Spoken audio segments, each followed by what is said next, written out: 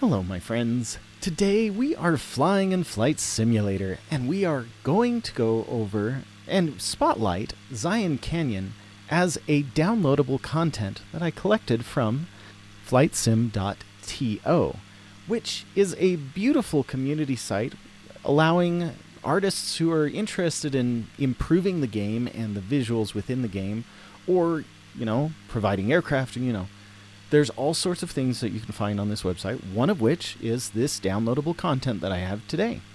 We entered through the east side of Zion Canyon, and right now we're flying almost directly over that main tunnel that is so famous within Zion Canyon. That allows Zion Canyon to connect to Bryce Canyon and Grand Canyon on the exiting on the west side of, not west side of, but the east side of the park.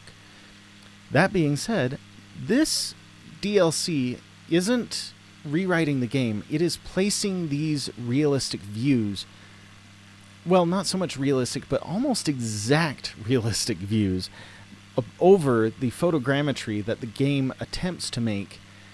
And for this area, the game didn't do a good job originally. So being able to fly through Zion Canyon like this is a dramatic improvement for me. Having been to Zion Canyon several times, almost verging on like above 20 or 30 times in my life, Zion Canyon is probably one of my favorite not canyons, but national parks found within the United States.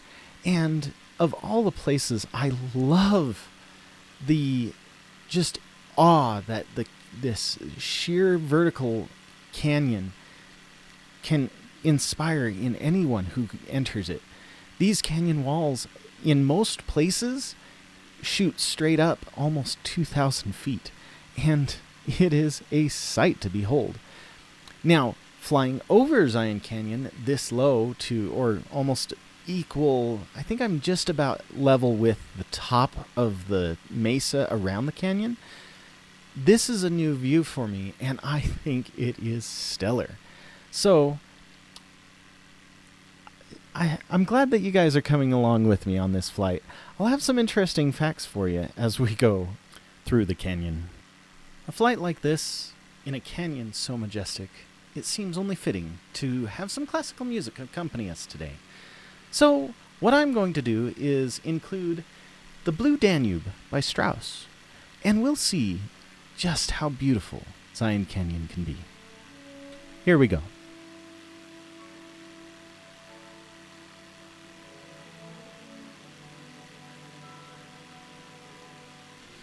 What may seem like static in the background is not actually static. It's just the engine sounds. I chose to include the original game sounds in this video. There are 2 times of accessibility to the park. During the winter months, you can, most of the time, drive all the way into the depths of the canyon. But during the summer months, to mitigate the amount of parking and carbon dioxide buildup within the canyon, they resort to shuttle buses for the summer months, disallowing cars after a certain point within the Zion Canyon National Park. Home of a wonderful hike called Angel's Landing, this hike, while 2.2 miles long, might seem tame, but it happens to be touted as one of the most dangerous hikes in the world. Although, if you do your best to be safe on this hike, it provides one of the more stunning views that you can collect from Zion's Canyon, being that the top of Angel's Landing is 1,488 feet above the river that carved away the land around it. So it is very steep cliffs, right, giving you almost a sensation of being in flight when you're standing at the top of Angel's Landing. So I'm going to pause the flight here and we're going to look all around and just see how beautiful this vista is. This is a stunning landscape, and it is extremely hard to get anywhere like this where you would be able to take this type of picture. So, with all the difficulty that it takes to get up to Angel's Landing, it sure has a good payoff. Oh, it's just beautiful to see this canyon. In an effort to make this hike a little bit safer, there have been chains installed on the pathway they want you to use to get to Angel's Landing, because there is a point where it does get narrow enough that if you didn't have the support of the chains, it would be a lot more perilous. So tread lightly. There are a couple of ways to get to the top of Angel's Landing. What we're going to fly over right now is one of them, where you actually use a lot of switchbacks and this slot canyon to get up to the point where you can climb across the ridge to the top of Angel's Landing.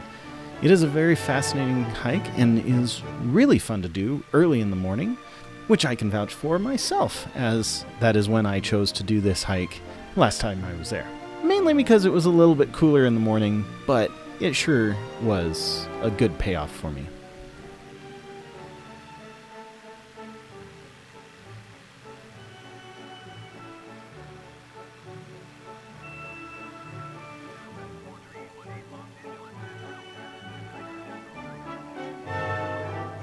Did you know that Zion National Park was not the original name given to this protected land?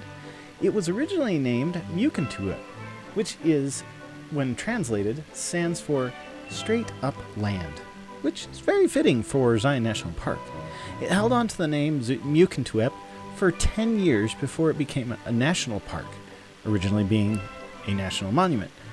But as a protected land, it has grown to 229 square miles, and the amount of land that it encompasses is a very stunning sight to see.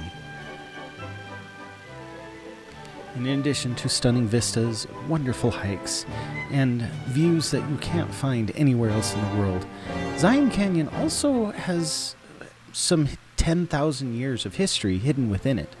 And while we will not get to visit these directly, there are sites all throughout the canyon that indicate that there have been civilizations for the 10,000 years that the canyon has been known. And in some places, there's even pictorial remnants left behind by those long past.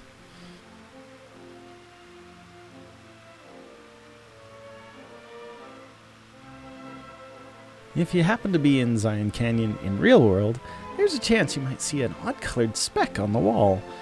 There is a variety of locations throughout Zion Canyon where rock climbers are allowed to take free climbing, and the 2,000-foot walls provided by Zion Canyon provide a wonderful and challenging interface for rock climbers to use and enjoy the opportunity to take their sport to an extreme.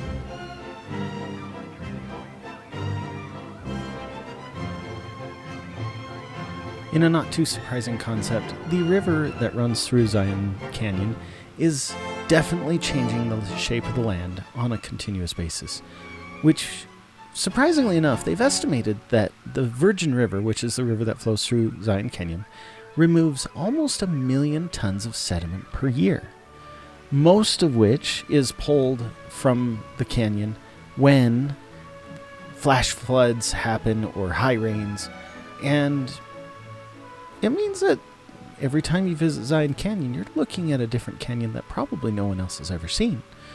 Granted, it seems like stuff changes very little, but there's a chance that you are seeing something totally new that no one else has seen. It's food for thought.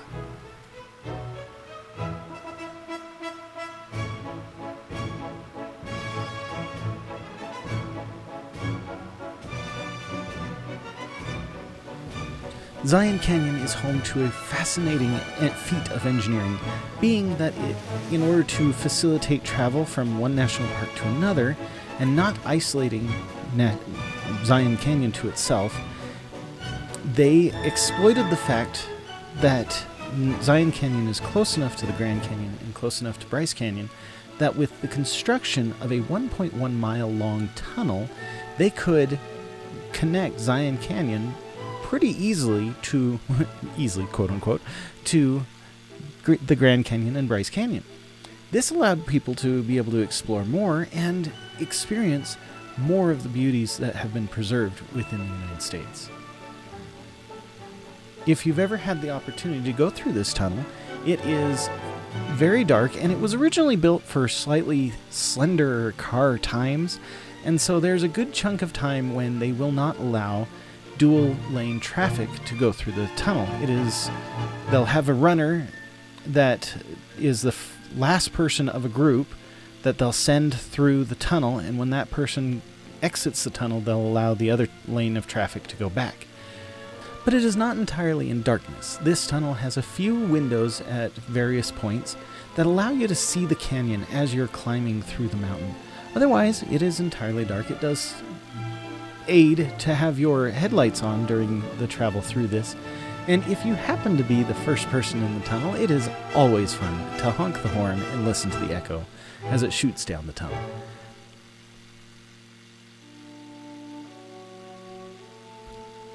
So, as a spotlight for this DLC, I really am impressed with the quality of this effort. This was put together by Jepson 2001, and all credit to him, he did a great job. I have enjoyed being able to see Zion Canyon from above the ground floor, and it adds to my wonderment to such a fantastically large creation that we can find on this planet. And I am so very glad that Zion Canyon is preserved. As a DLC, this particular DLC was not very hard to install at all. All I had to do was hunt down the community folder for Flight Simulator, which was digging into app data and variety of subfolders. It's easy to Google, where's my community folder with Flight Simulator? And all I had to do was place this DLC into the community folder, and it showed up in the game. So, installation-wise, Flight Simulator seems to be on the right path, because it's really easy to put new DLC in. Anyway, that being said, I hope you enjoyed this wonderful video. Have a wonderful week. We'll see you next time. Bye-bye.